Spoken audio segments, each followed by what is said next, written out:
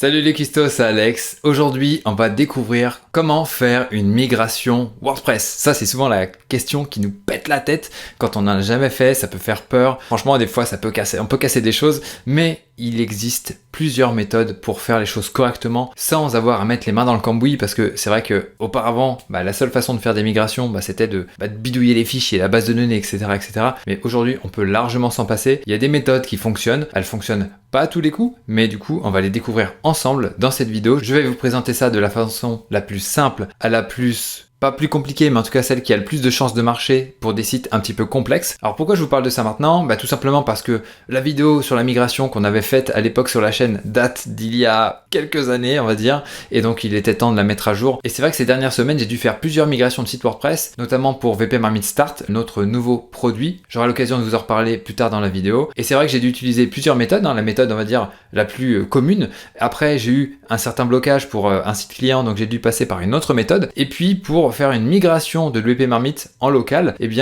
aucune de ces deux méthodes n'a fonctionné. Le site est beaucoup trop gros, il fait 16 Go. J'ai dû procéder autrement et donc on va voir une troisième méthode qui a fonctionné vraiment nickel. Et donc je vais vous présenter donc tout ça dans cette vidéo. Donc sans plus attendre, on attaque tout de suite avec le premier type de migration. C'est parti.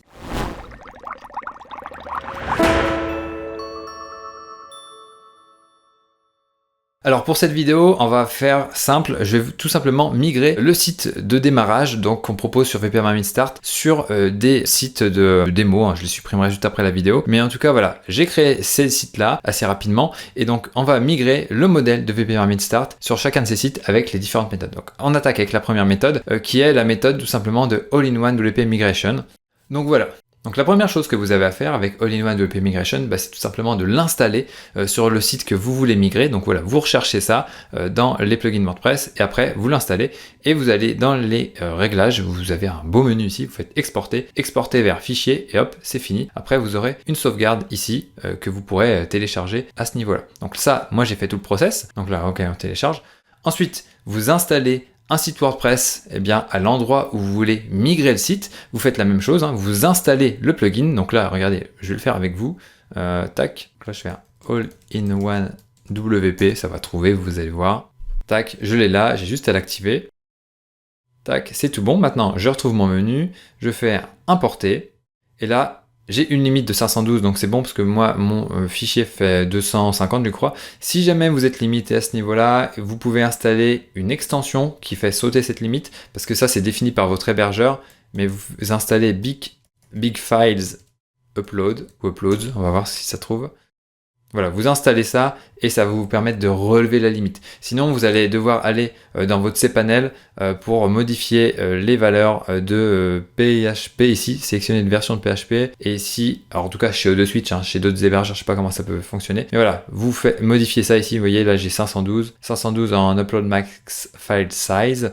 Et puis là, on peut mettre aussi 512 aussi. Non, on est au max là, sur ma version du cPanel. Ça sera peut-être un petit peu différent chez vous, mais en tout cas voilà. Vous pouvez faire sauter cette limite-là. Donc, je reviens ici, vous faites importer. Moi, mon fichier d'export est ici. Tac, ça me l'envoie. En plus, avec la fibre, ça va super vite. Ça change la vie, la fibre. Donc là, hop, pop, ça va mouliner.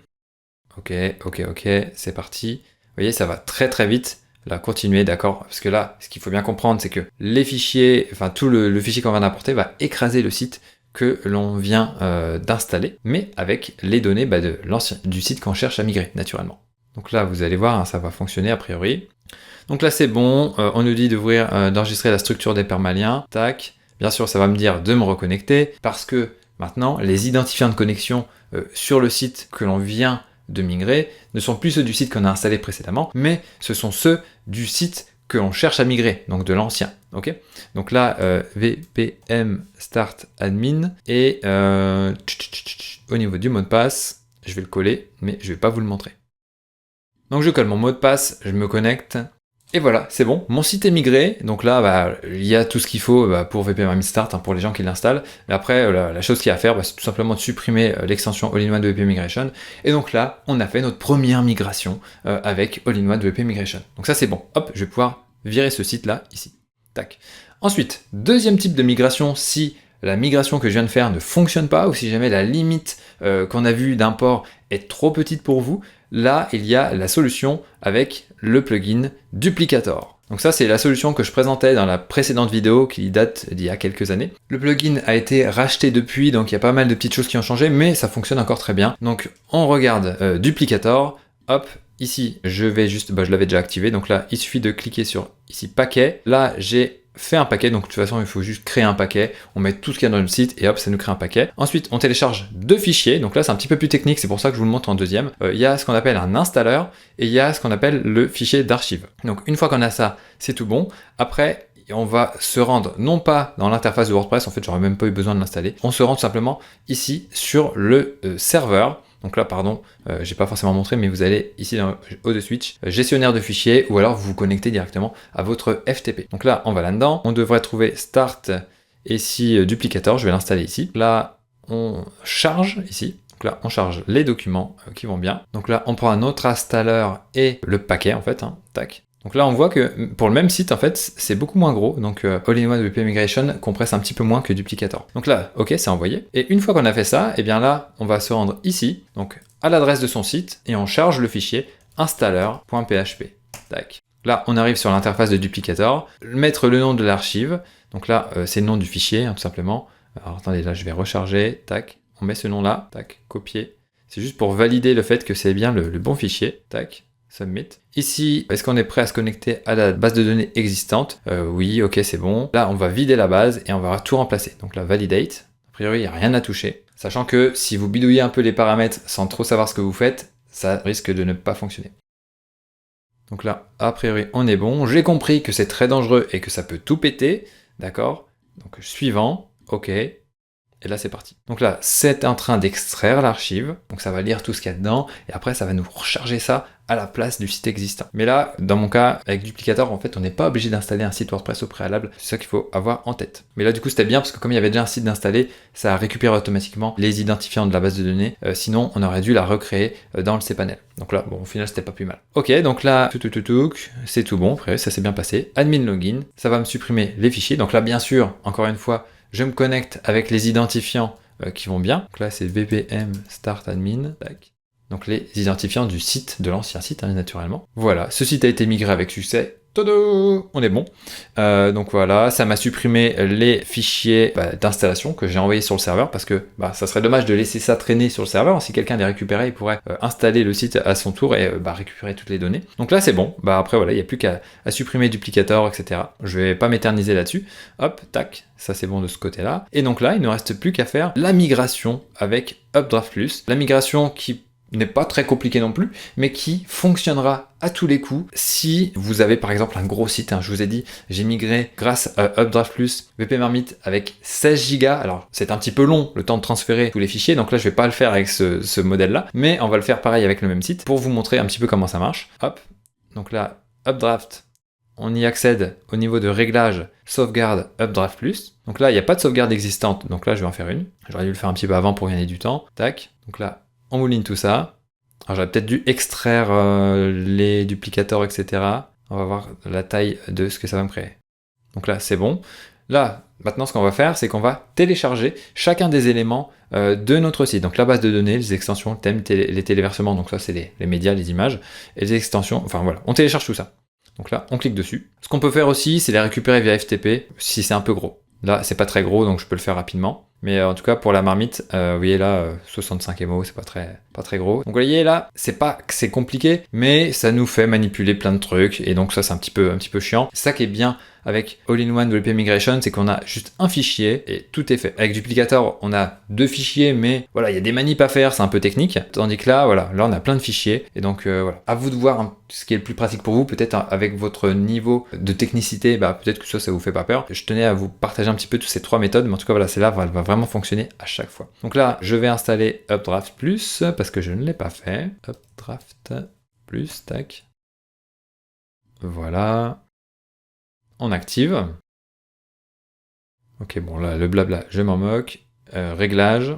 Là, du coup, on va téléverser des fichiers de sauvegarde. Donc tout ce qu'on vient de télécharger, on va les glisser ici. Ou aussi, on peut les envoyer, comme c'est indiqué ici, dans le dossier de WP Content Updraft. On va le trouver là. Ici, VP Content Updraft. Donc voilà, ça va être exactement la même chose, mais voyez, quand c'est des gros fichiers, les envoyer par l'interface du site, ça va être compliqué, mais du coup, voilà, on peut les envoyer sur FTP si nécessaire. Mais moi, je vais le faire par ici, enfin, je vais le faire par là, parce que, au final, les fichiers ne sont pas très gros. Donc là, hop, où est-ce qu'ils sont? Je les ai téléchargés, tac, je les prends tous en même temps, hop, je les glisse là. Donc là, on a, voilà, les fichiers, les thèmes, les plugins, la base de données. Donc là, ça met un petit bout de temps à s'insérer. On va voir que ça va s'actualiser ici. Voilà, c'est tout bon. Et donc là, j'ai amené tous mes fichiers de migration sur le nouveau site. Et donc là, je clique sur restaurer. Je coche tout ça. Tac. Et je veux restaurer tout ça. Tac. Suivant. Alerte, blablabla. Ok, donc ça va être changé. Ok. Chercher et remplacer l'emplacement du site dans la base de données. Donc ça, c'est pour faire une migration. Donc là, on laisse bien ça cocher. Sinon, ça va tout péter. Et voilà. Et donc là, ça mouline. Alors là, du coup, quand je l'ai fait avec le Marmite, ça a mis un certain temps, 16 Go, je vous laisse imaginer. Là, ça va assez vite, vous allez voir. Donc pour la vidéo, c'est parfait. Donc là, on retourne ici, tout est OK a priori. On se connecte avec nos identifiants qui vont bien. A priori, c'est bon. Et donc voilà, le site a été migré. On va supprimer les anciens dossiers. Tac, c'est parti.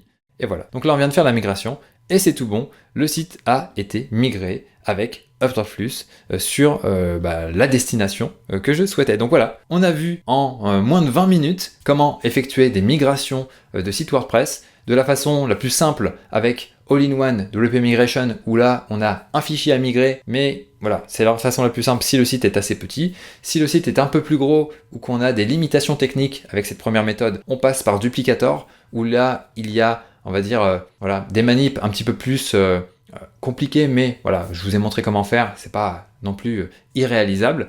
Et ensuite, en alternative, ou si vous avez un site qui est vraiment trop gros et que ça passe pas avec la première méthode ou avec Duplicator, vous passez par Updraft+. Donc voilà, grâce à ces trois méthodes, vous allez pouvoir réaliser des migrations WordPress qui vont fonctionner à tous les coups, avec les méthodes qui correspondent le mieux. Sinon, voilà, si jamais il y a des problèmes, ça peut arriver, il y a des cas où l'hébergeur met certaines limitations, etc. Mais voilà, je peux pas connaître tous les cas possibles, mais voilà, avec ça, vous vous en sortirez. Et sinon, l'alternative, c'est de faire les choses à la main. C'est plus compliqué, peut-être qu'il faudra passer par un prestataire pour ça. Donc voilà, dites-moi quand même si vous avez réussi à effectuer votre migration grâce à cette vidéo. Partagez-moi aussi laquelle de ces trois méthodes a fonctionné pour vous en commentaire. Donc vous me dites All-in-One WP Migration, Duplicator ou Updraft+. Ça m'intéresse vraiment. Donnez-moi aussi peut-être la taille du site que vous avez migré. Et comme ça aidera les personnes qui regarderont cette vidéo à choisir la bonne méthode pour leur migration. Dites-moi aussi si vous avez eu des problèmes. Je vous garantis pas de pouvoir vous aider. Mais voilà, si moi ou mon équipe, on peut essayer de vous donner des pistes, eh bien, on le fera en commentaire de cette vidéo. Donc voilà, on arrive au bout de cette vidéo consacrée à la migration de site WordPress. J'espère qu'elle vous a aidé. Abonnez-vous à la chaîne YouTube de l'EP Marmite pour recevoir nos futures vidéos. Et sur ce, je vous dis à très bientôt. Ciao!